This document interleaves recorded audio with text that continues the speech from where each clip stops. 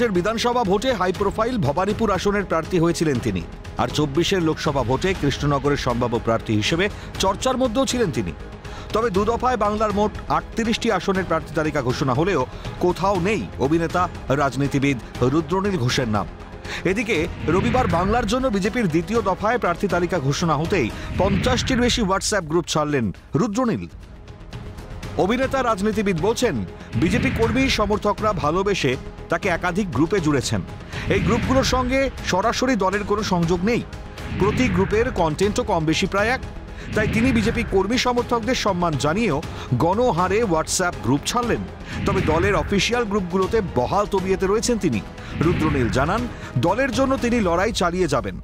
দাঁতে দাঁত চিপে আরও বেশি করে মাঠে নামবো, আরও বেশি করে হবে আমার প্রতিবাদ তৃণমূলের এগেনস্টে, ভারতীয় জনতা পার্টির পতাকা কাঁধে নিয়ে, এবং অবশ্যই খোঁজবার চেষ্টা করব যদি আমি প্রার্থী না হই যে ঠিক আর কোন কোন যোগ্যতায় পৌঁছলে পরিচিতির এবং পরিশ্রমের এবং আত্মত্যাগের যে তাহলে প্রার্থী হতে পারা যায়। এর মধ্যে তো কোনো দোষ নেই। গোটা বিষয়টি নিয়ে শুরু হয়েছে রাজনৈতিক চর্চা। এ নিয়ে রুদ্রনীলকে বিদ্যে ছাড়েনি তৃণমূল নেতা কুণাল ঘোষ।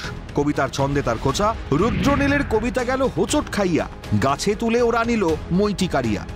রুদ্রনীলের কবিতা গেল হোঁচট খাইয়া, রুদ্রনীলের কবিতা গেল হোঁচট খাইয়া, গাছে তুলে ওরা নিল মইটি কাড়িয়া।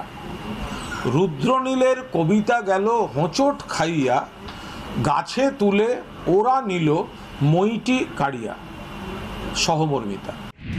দলে প্রার্থী করা নিয়ে নির্দিষ্ট পদ্ধতি রয়েছে দাবি বিজেপি মুখপাত্র শ্রমিক ভট্টাচার্যের। উনি প্রার্থীর হবার জন্য আবেদন করেছিলেন কিনা সেটাও জানা নেই। আর পার্টিতে প্রার্থী করার একটা নির্দিষ্ট পদ্ধতি আছে, সেখানে কারোর সঙ্গে আলোচনা করে সাধারণত হয় না, এবং তারপরে যারা প্রার্থী করেছেন সেটা তারা বলতে পারবেন। রুদ্রনীল কোনো অফিসিয়াল গ্রুপ ছাড়েনি দাবি বিজেপি নেতা সজল ঘোষের।